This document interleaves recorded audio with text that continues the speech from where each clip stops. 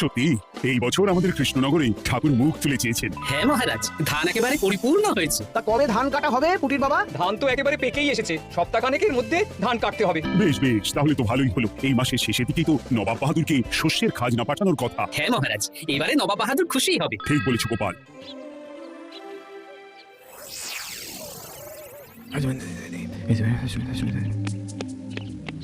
প্রণাম খাম্বাজরাজ। ওই তো কৃষ্ণনগরের মন্ত্রী চলে এসেছে। ও, এর কথাই তুমি বলেছিলে? হ্যাঁ, ওই রাজ্যের সব খবরাখবর আমায় দেয়। ইনি হলেন জমিদার কেশকান্ত বর্মন, আমার রাজ্যেরই দক্ষিণ পশ্চিম গ্রামের জমিদার, আমার প্রিয় বন্ধু। নামটা বেশ অন্যরকম, কেশকান্ত। আসলে ওদের বংশ পরম্পরায় সকলের উন্নত ঘন কেশ আছে, তাই ওদের পরিবারের সবারও নামে একটা করে কেশ আছে। আমি খাম্বাজ রাজের সৌমিত্র এবং সুপরামর্শদাতা। কিছুদিন আগে আমার মাথায় খুব খুশকি হচ্ছিল, মাথার চুল পাতলা হয়ে আসছিল। কিন্তু আমার পরামর্শে একটা তেল মাখতেই মহারাজের মাথার চুল এখন ঘন হয়ে উঠেছে, আর কোনো সমস্যা নেই। বাবা বাবা, ভালো ভালো ভালো। এবার তাহলে কাজের কথাটা বলে দিন। এবারে তো শুনলাম তোমাদের রাজ্যে অনেক ধান উৎপাদন হয়েছে, তাই স্বাভাবিকভাবে নবাব বাহাদুরের কাছে রাজস্ব অনেক বেশি দেবে, কি তাই তো? হ্যাঁ, এবারে রাজস্ব দানে কৃষ্ণনগরে প্রথম হবে। না, তা হবে না। নবাবের কাছে অত ধান পৌঁছবে না, এমনকি কৃষ্ণচন্দ্রের কাছেই চাষিরা বেশি ধান রাজস্ব দিতে পারবে না। সেটা কি করে হয়? পাকা ধানে মই দিতে হবে। বললাম না, ও আমার সুপরামর্শদাতা। হ্যাঁ, আমার মন্ত্রীকে বাণিজ্যের কাজে বাইরে পাঠিয়েছি কিছুদিন, তাই কেশকান্ত মাঝে মধ্যেই আমার কাছে আসে, গল্প গুজব করে আর সুপরামর্শ দেয়। কিন্তু আমি কি করব? তুমি রাতের অন্ধকারে চাষিদের ধান জমিতে পাকা ধানে মই দিয়ে দাও, এমন ভাবে কাজটা করবে যাতে কাকপক্ষীতেও টের না পায়। তাতে আমার লাভ? প্রত্যেক বছর নবাব রাজস্ব দানে বিজয়ীকে 3000 মোহর দেয়, আমি তোমাকে তার থেকে 1000 মোহর উপহার দেব। 1000 মোহর? হ্যাঁ হ্যাঁ, যাও যাও যাও, কাজটা শুরু করে দাও। আচ্ছা।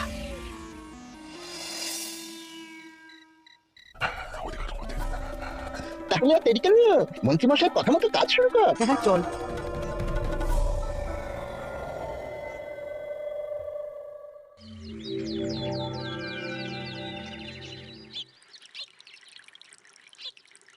এবারে তো চাষাবাদ বেশ ভালোই হয়েছে। আশা করি নবাব বাহাদুরের কাছ থেকে এবারে আমরাই পুরস্কার পাবো। হ্যাঁ মহারাজ, সারা বাংলায় কৃষ্ণনগরের মতো উৎপাদন এই বছরে কোথাও হয়নি।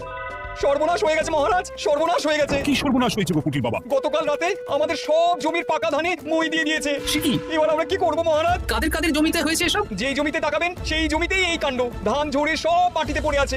এবার আমরা কি করব? হায় হায় হায়, এবার আমাদের রাজ্যের কি হবে? নবাব বাহাদুরকে তো জবাব দিতে পারবো না। বড় বিপদ হয়ে গেল, রাজ্যে গ্রহের প্রকোপ নেমে এলো।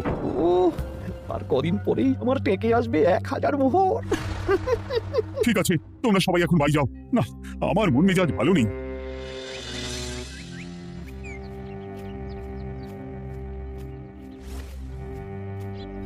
ওগো, তুমি শুনেছো কি হয়েছে? পুটির মা হাউ হাউ করে কাঁদছিল গো। হ্যাঁ গিন্নি, পুটির বাবা কয়েকজন চাষি ভাইদের নিয়ে রাজসভায় এসেছিল। শুনলাম রাতারাতি কে বা কারা চাষ জমিতে পাকা ধানে মই দিয়েছে। কত বড় সর্বনাশ হয়ে গেল বলো, কি হবে গো? কি যে হবে ভগবান জানে। বলি তুমি পারলে না পুটিদের একটু সাহায্য করো। হ্যাঁ, আমি মনে মনে ভেবেই রেখেছি বুঝলে, এবার বেতন পেলে পুটিদের বাড়িতে মাসো ভাড়ার জিনিসপত্র দিয়ে আসবো। নবাব বাহাদুরের কাছে মহারাজ খাজনা কিভাবে দেবে? সেটাই তো বুঝতে পারছি না। আপনি এত চিন্তা করবেন না। রাজবাড়ির ভাড়ার থেকে আপাতত কিছু বস্তা ধান পাঠানোর ব্যবস্থা করুন। তারপর নবাব বাহাদুরের কাছে গিয়ে বলবেন, আস্তে আস্তে সব দিয়ে দেবেন মহারাজ। তাই করতে হবে, তাছাড়া তো আর অন্য কোনো উপায় দেখতে পাচ্ছি না। কিন্তু এবারে আর আমাদের মান রক্ষা হবে না। দেখি 2-1 দিনের মধ্যেই যতটা সম্ভব ভাড়া থেকে ধান পাঠানোর ব্যবস্থা করব।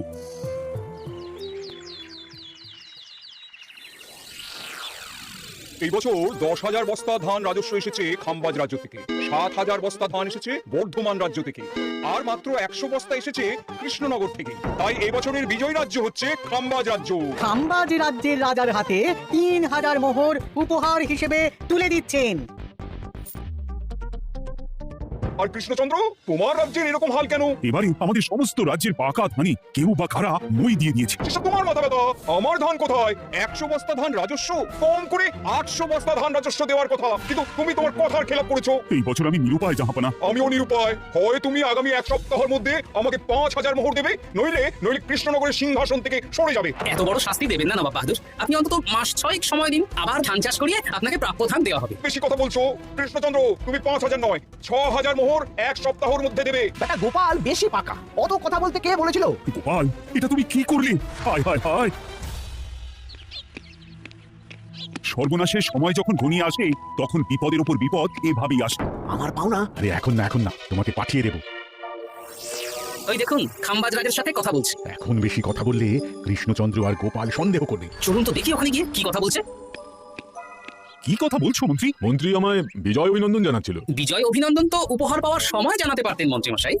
যাই হোক, আপনাকে তো ঠিক চিনতে পারছি না। আমার নাম কেশকান্ত, আমি খাম্বাজ রাজ্যের দক্ষিণ পশ্চিম গ্রামের জমিদার। কেশকান্ত আমার বিশেষ বন্ধু। আপনার কেস নিয়ে বেশ ভাব দেখছি। হ্যাঁ, ওই কদিন আগে তো খাম্বাজ রাজের মাথার চুল পাতলা হয়ে আসছিল, খুশকি হচ্ছিল আর কি। তো ওনার পরামর্শে একটা তেল মেখেই তো খাম্বাজ রাজের আবার ঘন কালো চুল ফিরে এসেছে। কেশকান্ত জমিদার হতে পারে, কিন্তু ওর অর্থনৈতিক অবস্থা তাবর তাবর রাজাদের থেকে অনেক ভালো। কয়েক হাজার বিঘা জমির মালিকও, তার সাথে চুলের তেলের ব্যবসা করেও হাজার হাজার মোহর রোজগার করে। এই এখন চুল নিয়ে চুলোচুলি না করে চল কৃষ্ণনগরে ফিরি। এমনিতেই মন মেজাজ খারাপ, 1 সপ্তাহের মধ্যে আবার 6000 মোহর জোগাড় করতে হবে। হ্যাঁ, চলুন চলুন। আচ্ছা মন্ত্রীমশাই, আপনি এই কেশকান্ত জমিদারের ব্যাপারে এত কিছু জানলেন কি করে? ওনার সাথে তো আমাদের আজই প্রথম দেখা। হাওয়ায় কত খবরই ভেসে আসে, সেরকম আমার কানেও এসেছিল। এসব বাদ দাও। গোপাল, মন্ত্রী দুজনেই ভাবনা চিন্তা করো কিভাবে 6000 মোহর জোগাড় হবে। পাকা ধানে মই পড়লো, এখন আবার এত বড় বোঝা। আমার কাছেও মহারাজ বেশি অর্থ নেই, সব মিলিয়ে মিশিয়ে ওই 150 থেকে 200 মোহর মতো আছে বাড়িতে। যদি বেশি থাকতো আমি আপনাকে নিশ্চয়ই সাহায্য করতাম মহারাজ। তাও করতেন কিনা সন্দেহ। তুমি চুপ করো। মন্ত্রীমশাই ওই লোকটাকে জানলো কি করে? এই লোকটাকে তো আগে দেখারই কথা না। না, ব্যাপারটা নিয়ে ভাবতে হবে। চলুন চলুন।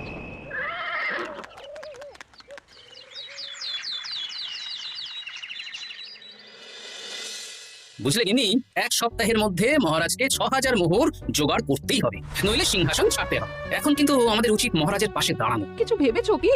আপাতত আমার বিয়েতে পাওয়া আংটি বন্ধক রাখো, আর তুমি যদি হ্যাঁ, আমার যে দুটো গয়নাগাটি আছে ওগুলোও বন্ধক রাখো, পরে আস্তে আস্তে ছাড়িয়ে নেবো খন। দেখি বাকি সভাসদদেরকেও বলবো, যে যতটা পারে। তারপর ভগবানই ভরসা। আপনি এত চিন্তা করবেন না মহারাজ। চিন্তা না করে কি আর কোনো উপায় আছে? সিন্ধুকে যা আছে তা দিয়ে 3000 মোহর হয়ে যাবে, কিন্তু তারপর আর কি করব? এবার কি নিরুপায় হয়ে জায়গা জমি বিক্রি করতে হবে? কিছু একটা করতেই হবে। আপনি গোপালকে একবার বলে দেখুন, প্রত্যেকবার যখনই বিপদে পড়েছেন তখন গোপালই আপনাকে বাঁচিয়েছে। দেখি আগামীকাল রাজসভা শুরু হওয়ার আগে গোপালের সাথে ব্যাপারটা নিয়ে আলোচনা করব।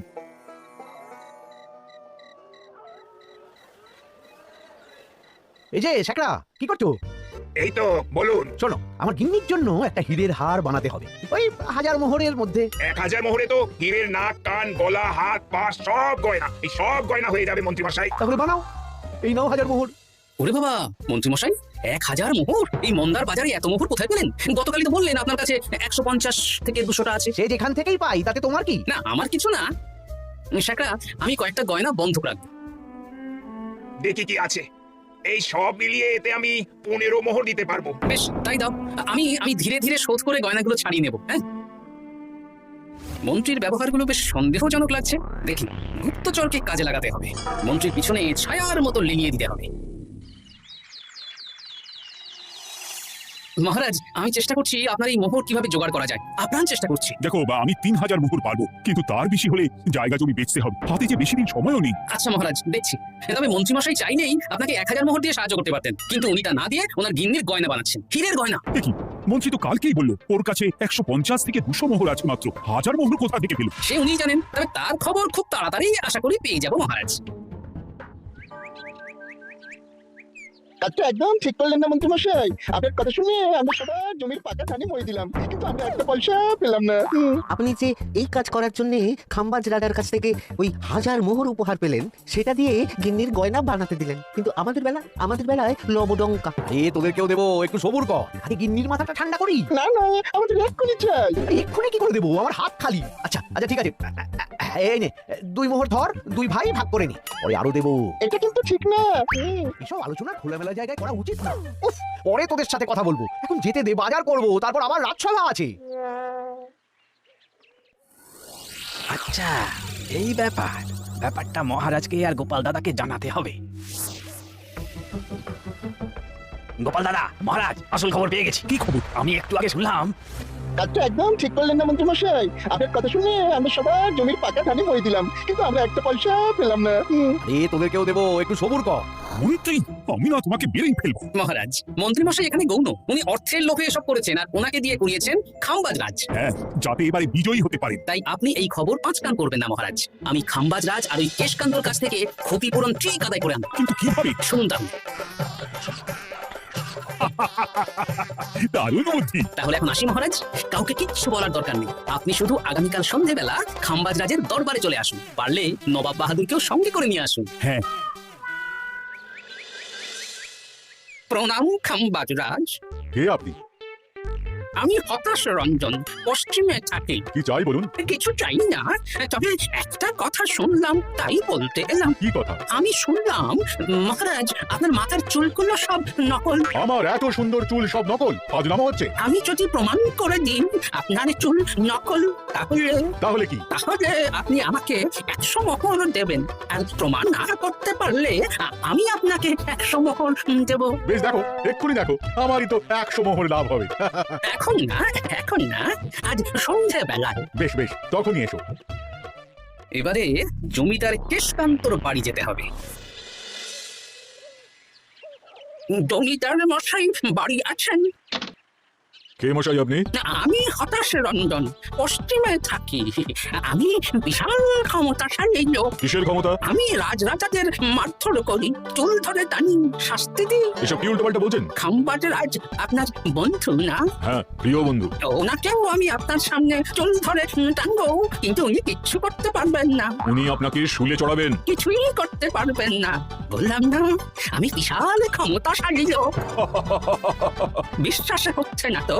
তাহলে বাজি ধরুন, 10,000 মোহরের বাজি।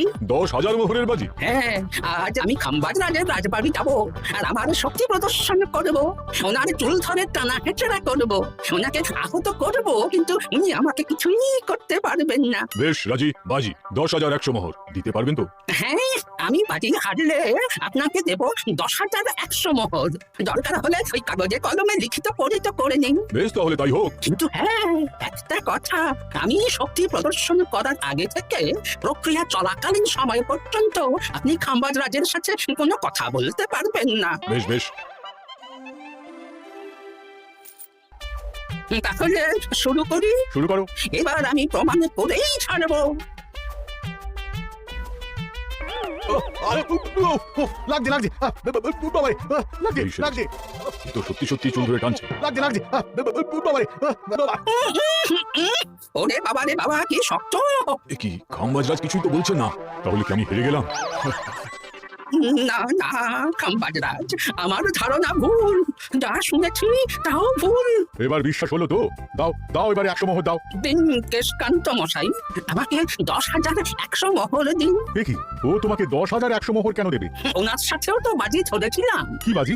আপনার এখান থেকে বেরিয়ে এবারে দিন তো দেখি, সব কাগজ কলমে লেখা আছে। এই নাও। হায় হায় হায় হায়। সাবাস গোপাল, সাবাস, তুমি আমার মুখ রক্ষা করেছো। গোপাল, কৃষ্ণচন্দ্র, নবাব বাহাদুর, আপনারা? হ্যাঁ, আমি গোপাল। এটা ছাড়া আর কোনো উপায় ছিল না খাম্বাজ রাজ।